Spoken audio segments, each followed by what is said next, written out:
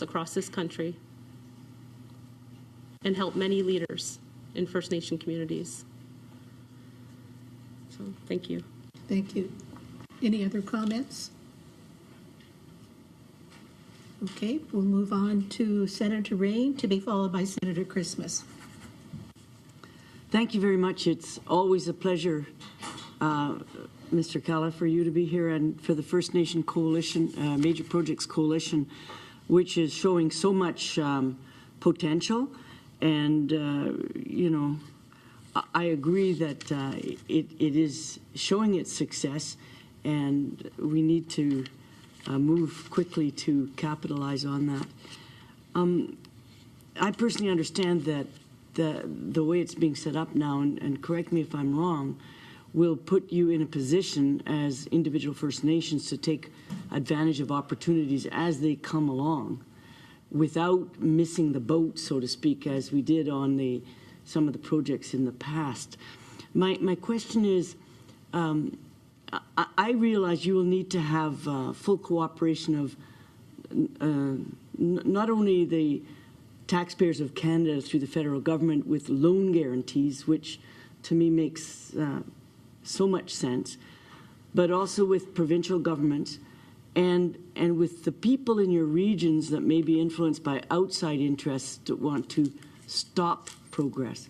So is the coalition able to I know that to do that you need to work together, but there are always people who for one reason or another may want to put up a roadblock that's not necessary. So how does the coalition deal with those kinds of negative influences? So the coalition is not a project-specific organization, and we do not advocate for or against projects. It's up to the communities to work together and to submit a request to the coalition if they're interested in reviewing a project. What we do is we provide facts, we provide information, we provide technical support for them to make an informed decision. If it's something that is going to work for their people, and if it's an infrastructure that they want to be involved in, but it's up to the communities. Could I just ask a supplementary on that? Because there was mention of the need for a First Nation national institution, and I was getting a little bit worried that you could build another bureaucracy, but I understand now your organization is a support organization, and the authority rests with the First Nation in dealing with every specific project. Yep. Thank you. Thank you. Senator Christmas, to be followed by Senator Hartling. Thank you, Madam Chair. And first, I just wanted to express my congratulations and my appreciation for the work that you are doing, and in particular, the First Nations Financial Management Board, the work that you have done. And I'm very impressed with the work you're doing as a First Nations Major Projects Coalition. I fully share your vision, Mr. Calla, about the need to develop First Nations institutions that are led by First Nations people. And I think I can share this comment with all of us, that I think you've given us a glimpse into what nation to nation looks like on the ground. And so thank you for that. That's very inspiring, and I'm so pleased you're able to talk about that. I guess my question is for Chief Blackwater and maybe for Mr. Calla. I was very, very, very inspired by your story of your community coming out of third-party management with the assistance of the First Nations Financial Management Board. And I loved your portrayal that you've invested hope in not only those communities, but I think for a lot of people in the process. And I loved your comment that the old approach has to go. And I'm very familiar with the current or former government's way of dealing with First Nations and third-party management. They're almost stigmatized. You're nobody. You're nothing, right? It's a horrible approach. And to contrast it with the approach that you've gone through, Chief, and with the help of the First Nations Management Board of investing in communities and providing that service, I think it was described free of charge. Chief, could you sort of elaborate on that a bit more? How the First Nations Management Board, how a First Nations institution, by investing in your community, has brought that hope and has turned your community around into a prosperous one. Could you sort of tell us more about your story? Okay, hope we got a lot of time. Laughter is always a good medicine. It is. When I first came on council, it was back in 1998 for a 2-year term. And then I heard there was challenges and stuff like that. And I left my community altogether and moved back when I ran for council, chief and council, in 2013. I won that, I got a seat on the council. I lost the chieftainship by 2 votes. But then during that time frame, it was the same old story again. You know, council was still talking about the same things, and we're not moving anywhere, right? You know, so one of the things that I did do is start talking to the community, and I said, you know, like, we can't be stuck in this place forever. We need change, but we can't have change if you don't have courage. So I was doing a lot of campaigning for 2 years, saying what kind of approach that I'd be using. When the next election came in 2015, I made it in as a chief, and I won by a landslide because people wanted to change. But while I was on council on October 1st, 2014, we slipped from co-management to third party, right? So one of the things that I did when I got in as chief is I went to see, I heard about the First Nation Financial Management Board and went to talk to Harold Gale, and I told him that we need to do something different. What is it out there and stuff like that, right? So in that meantime, and then we signed a letter of cooperation, and we talked about a fiscal, financial administrative law and the Financial Management Act and all of that. And then with our third party, MNP, we told them that we needed to do something different.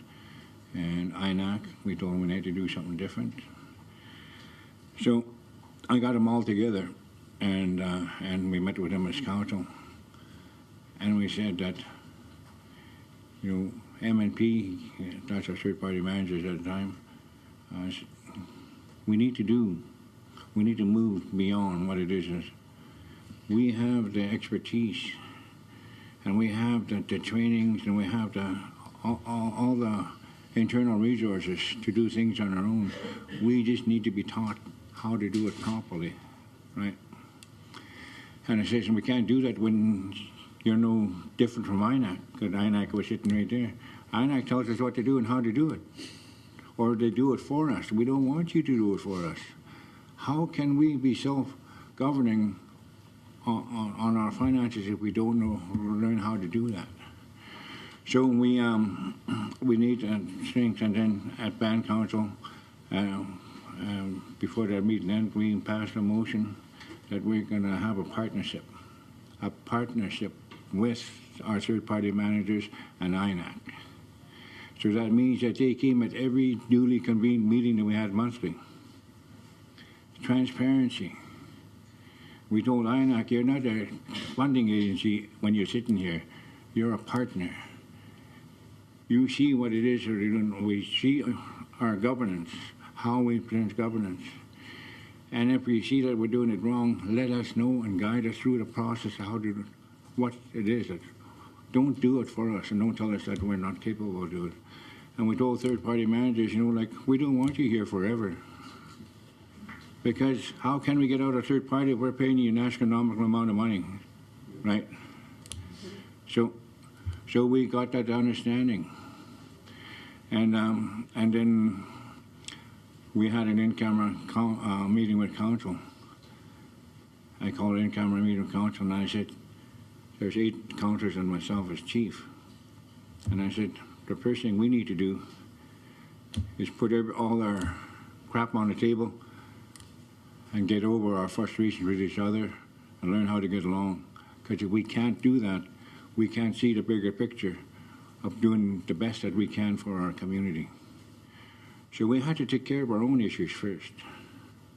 And then when we came back in and started doing business, it made a hell of a lot of difference. We called the RDG, at that time it was Eric Magnuson. We called him to our community and we showed him how we live. Right? We brought him to our houses, 5 houses, and he said, would you live in this kind of environment? I challenge you to bring your family and live in this house and survive. Right? So then we brought him back to the table. I said, we're not here to argue with you and demand anything. What we'd like you to do is make a commitment to invest in a warm, safe, and dry renovation project. So you're investing, and in order to do that investment, we need some guidance and additional monies to get our housing policy and so your investment stays safe for decades ahead. So we're the richest third-party First Nation in BC. Where else would you get 1.3 million warm, safe, and dry housing renovation for a 5-year commitment? We're just completing our 3rd year, negotiating our 4th year, and got 2 more years to go. But our approach is different. Rather than selective houses before and renovation stuff like that, we had a firm come in, Santec, I believe they're called. They did a housing assessment on all of 134 houses, every house in our community. 1,600-page report after, 1,600 pages. So based on that, we had our third-party managers decipher that 1,600 pages because they're getting paid a lot of money anyway, right? You might as well put them to work, right? You know, so they did that. So then when we call INAC back, and then we said, this is what we need per year for housing renovation because we're going to take care of every house in the community, not the one's going to be left out. So we started with the key needs first, which is the roofs. You should have seen all our roofs. It was just horrible. So we changed all the roofs, replaced all the roofs in our community. Then we worked with the furnaces. Then we worked with the disabled. We made sure everything the disabled and the elderly had the proper stuff. All of those things are in phases, right? So our people are warm, safe, and dry. That's a start. And we called Alison Rowe and Catherine Appel back because Catherine Appel is our new RDG. And I said, see the difference, see the investment you made? Look at the people now. Instead of being upset, frustrated, and having no sense of life, our people are lifted up now, just on that little housing repair. So, you know, and when I see that, you know, I don't know, I hear a lot of chiefs in BC are getting paid a salary, you know, but we don't. I get $750 a month honorarium, but I spend maybe 6-8 hours a day, including weekends in the office, making sure everything's in order. You know, whatever the leadership will do that, right? It's commitment from the heart, because people come in for a reason, one reason only, because they want to change. And when I all talking about jurisdiction, and that's another approach that we're looking at from the Gitxsan Nation, is jurisdiction on our own. Because one of the key things is, you know how it always is, it's from the top down, INAC, down to us. With us and Gitxsan Nation and Gitxsan, it's community design, community-led, everything from the bottom up. Because it's our people who actually know the needs and how to address those needs. So those are the things that we work on as in Gitxsan. And we're proud to say that, you know, and that to say that we've designed and implemented a new approach of self-sustainability, growth, because it's one of the things is that I seen on council table while I was still in council is they're demanding, the arguing and all of that. It didn't get anywhere. So we had to do a different approach, and that's what we did. And I believe that, well, I don't believe, I know, okay. I know not only BC headquarters of INAC, but the national headquarters of INAC took a lot of recognition of what it is we're doing, because Catherine Lapel and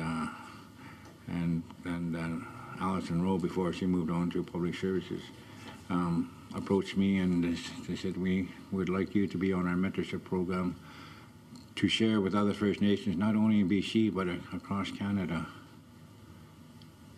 Gitxsan approach, because that is different, completely different from what we're used to. And it's really working, right?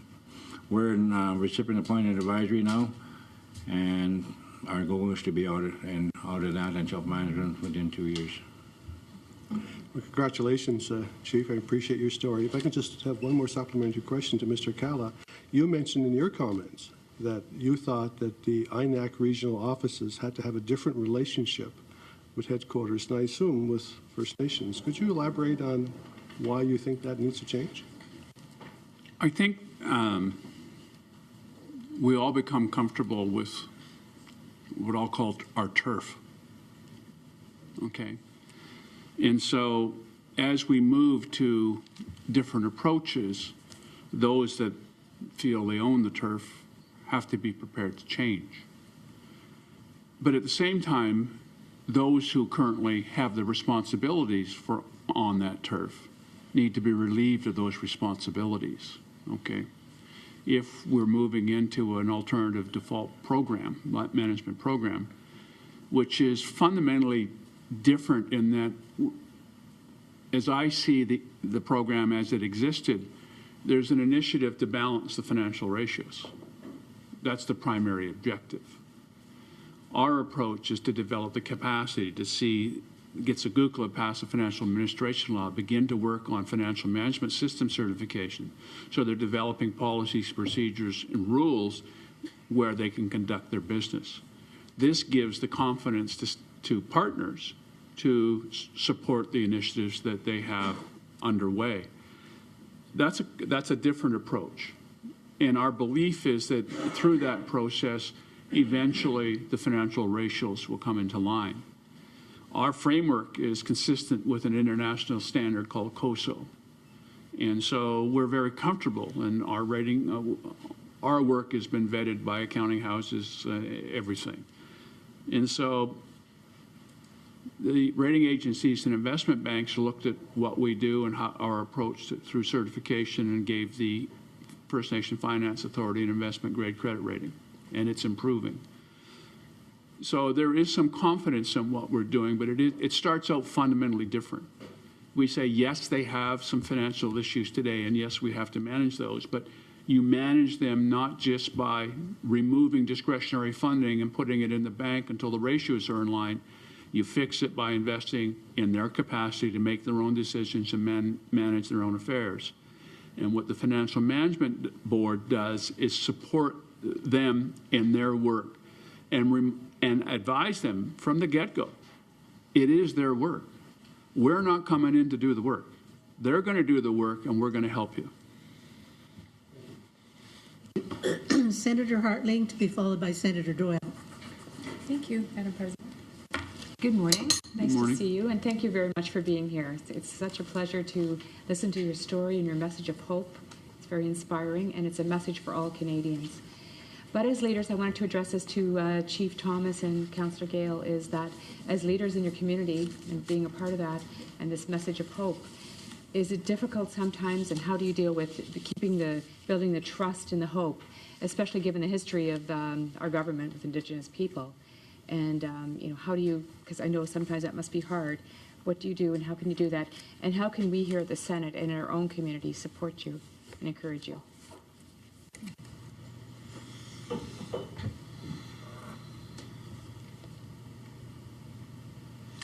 Before I came down here, I'm doing my 4th term as chief. On Saturday before I came down, I actually have an all-woman council now in Sycus. And I'll do my little happy dance. We've had a focus on our children and returning our children home. I don't know how much of you have read Ed John's report on reunification and return of our children. Because we have over 40 children in care for Sycus. And before I left on Saturday, we actually made the ministry and the service agencies bring the children to our community, because what we were finding was in the plan of care for each child, they were not being brought home as they're required to.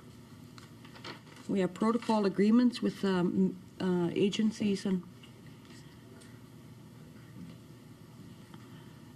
to see the parents, and not all the children, but a lot of them came, and to see the parents happy, and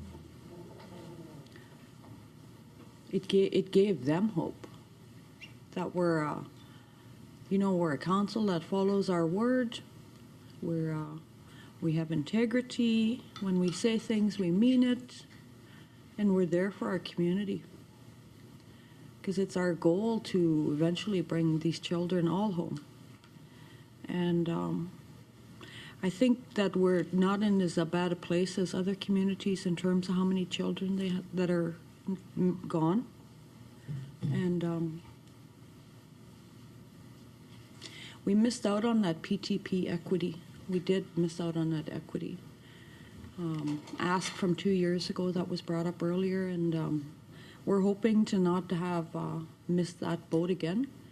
We are in the process of doing a financial feasibility for the Kenny Dam water release facility, and if we can see that it is a money-making opportunity, then we can move on with that decision, and that's going to give our people hope, and it's not going to give just my community, but all the downstream, including municipalities downstream of us that depend upon that water system. So from small things to big things, economics to children, those are 2 examples I can give you.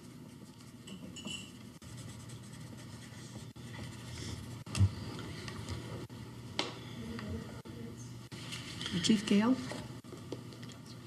So, Gale. We have a really great chief. His name's Harrison Dickey, and very proud of him. I'm very proud of my council too, and I'm very honored to be here. Thank you, Madam Chair. So every day when I wake up, I'm very thankful to be alive and to be Dene.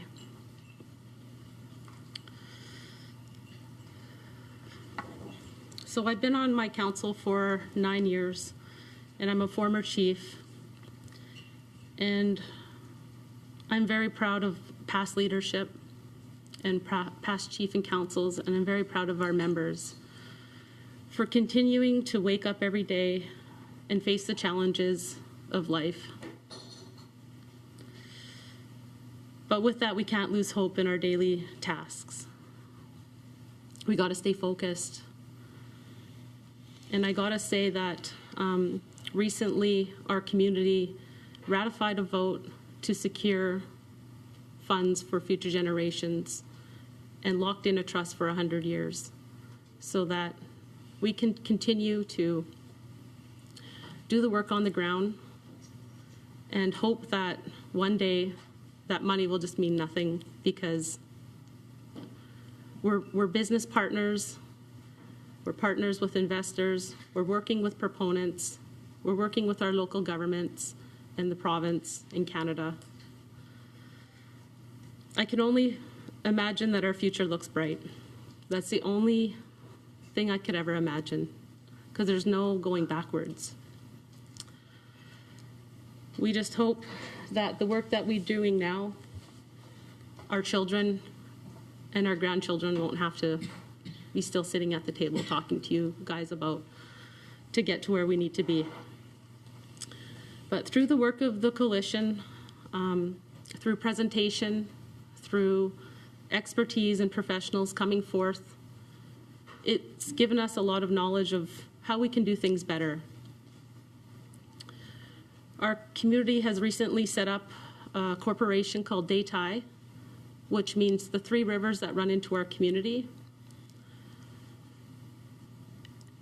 And that's a start. That's a start to separate the business from the politics and to stay focused. Another thing that we're looking at doing, and we are working towards, is the central finance office. So all our businesses will go through, and all our administration processes will go through one finance office, and we'll have our information readily available at all times.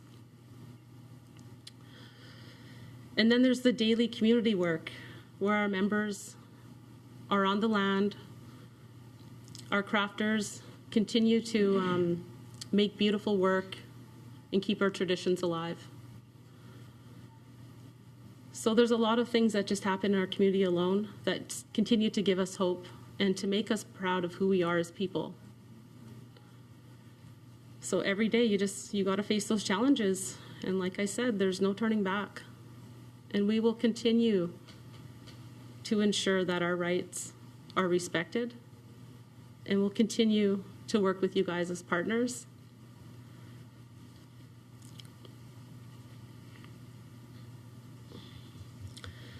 But I think the best way forward for all of us is to ensure that we have the tools and the capacity and the funding to work with you to make shared decisions in this country. That's the only path forward. Thank you. Chief Blackwater, did you wish to make a comment? No? Okay. Senator Doyle, to be followed by Senator Pate. Thank you, Chair, and thank you for being here. When we as a committee speak about First Nations and your hopes and your dreams and your aspirations and your problems, I automatically think of Labrador. I know that in Labrador, the provision of infrastructure didn't necessarily mean that all of the social problems were going to go away or be reversed or what have you. Simply because with the provision of infrastructure, there was very little economic development in the area. So I'm wondering, when you plan for an infrastructure project, does the plan automatically go hand in hand with a plan for economic opportunities as well in a certain area? Because I know in one part of Labrador, they developed a whole town and moved people into it. But there was little or no economic opportunity in that town. And as a result, the same problems continue to exist, what have you. But it leads me to believe that when you submit a plan for infrastructure, it's also necessary to have a long-term plan for economic development. Am I right? Yes, you are, Senator. And in fact, one of the financial management board's financial management system standards is to actually develop a community plan that will necessarily involve an economic plan. They get integrated. Part of the challenge that we have today is that too often the infrastructure program guidelines don't permit the investment in infrastructure for economic development. That fundamentally has to change. Our definition of what infrastructure is has to be expanded beyond sewer and water. It has to involve technology, broadband, software, computers, training. So the infrastructure that we need and how that's defined needs to fundamentally change.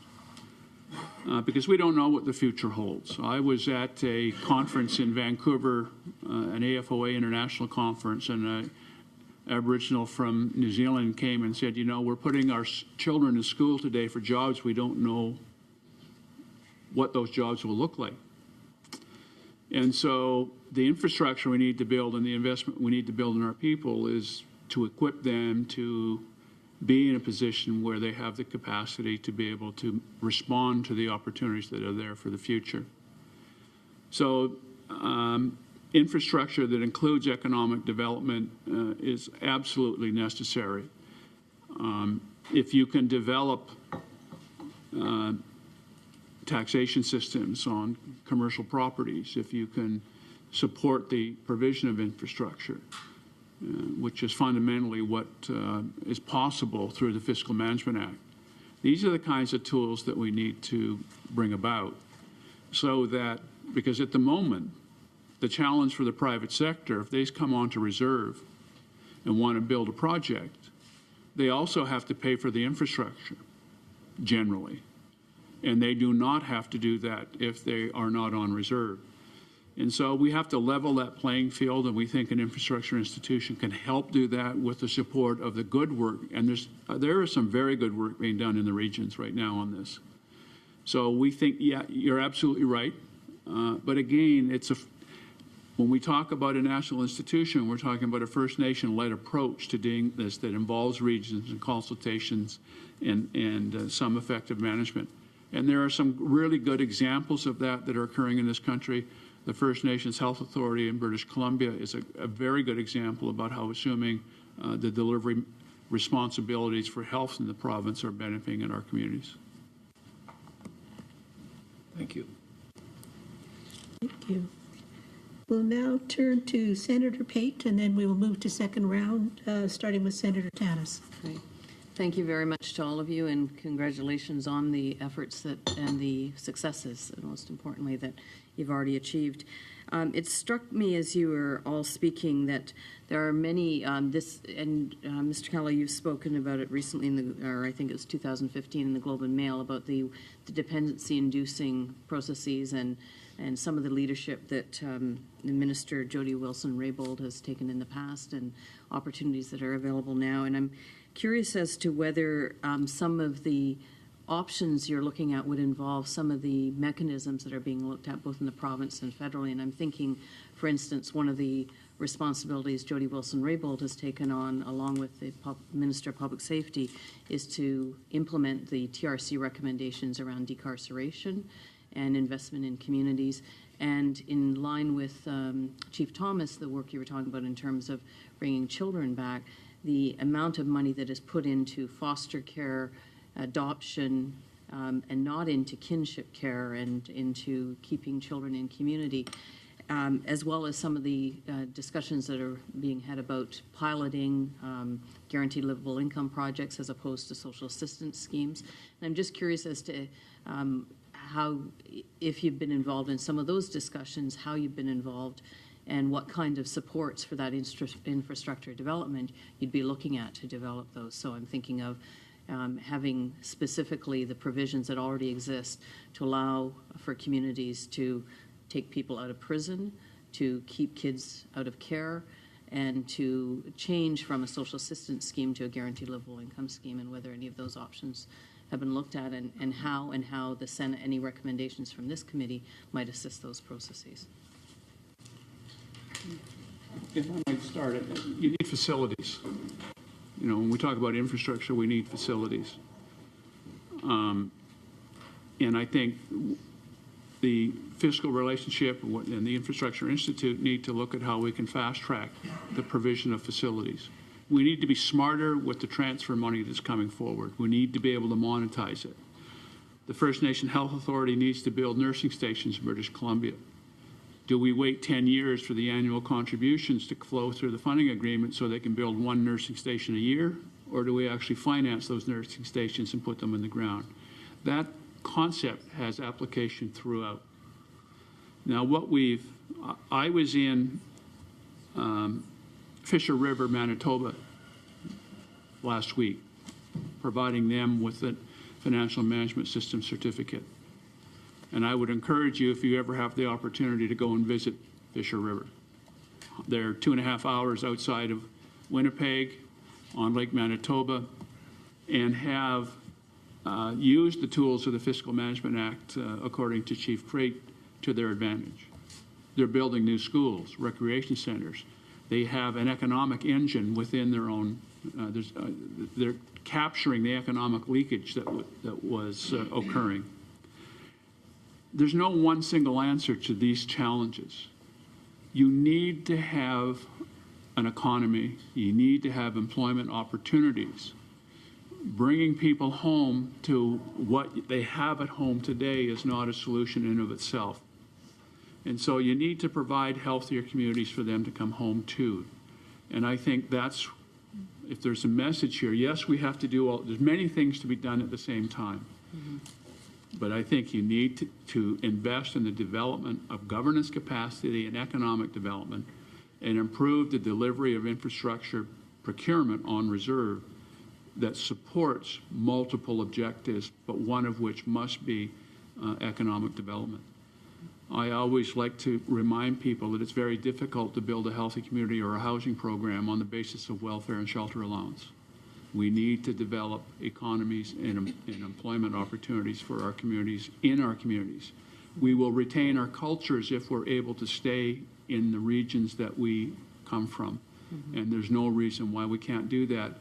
And Fisher River is an excellent example of how that can be achieved and how they committed to doing that. I went into a work shack of the high school, and I understand Fisher River as the highest graduation rate in Manitoba of Aboriginal students. And there were 3 young men in there, and they said, yes, and we're 3 of them. Yeah. And they were working, and they were in jobs, and they're in apprenticeships. They're developing the skill sets.